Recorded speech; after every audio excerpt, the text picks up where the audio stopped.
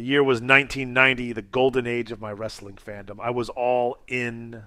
The wrestling world was in chaos. The Ultimate Warrior had defeated Hulk Hogan for the WWF Championship. I never liked the Warrior, still don't. And on the playground, rumors were flying.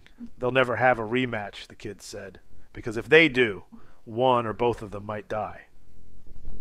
I didn't know what to believe, so I sat there in pure despair, eating my WWF ice cream bar and taking my Hulk Hogan vitamins, trying to make sense of a world turned upside down. That's when my sister came home from school in Pennsylvania.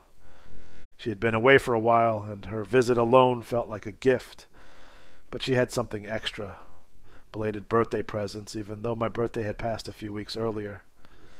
After dinner, once she settled in, she handed me 3 items that would quietly change the direction of my life.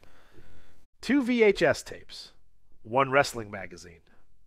The first tape, Rambo III. Pure 1980s action in all its explosive, muscle-bound glory. That tape launched my movie collection, a collection that, over the years, has grown into the thousands. The second item, that wrestling magazine. That was the beginning of my obsession with wrestling mags and comic books. No exaggeration, those magazines taught me how to read.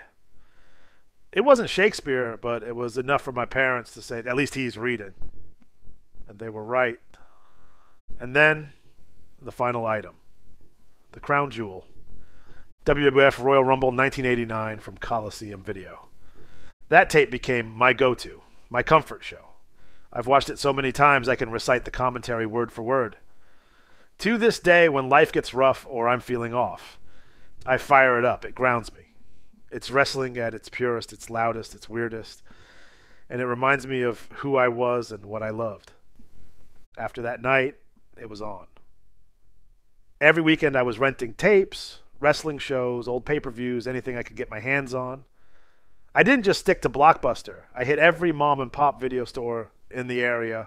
I couldn't get enough. There was a rental place near me that had a Ticketmaster kiosk inside. My dad and I used to go there to buy tickets.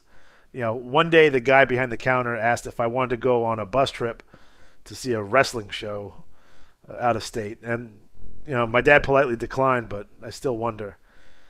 Could that have been Vince Russo's video store? Who knows? It's possible. My VHS collection exploded when tapes became more affordable. At one point, I owned every single Coliseum home video release. Eventually, I sold them all on eBay and made a good chunk of change. But the collecting never stopped. It just evolved. It's all digital. Hard drives full of wrestling history. I use Plex, and yeah, you could say I built my own personal wrestling streaming service.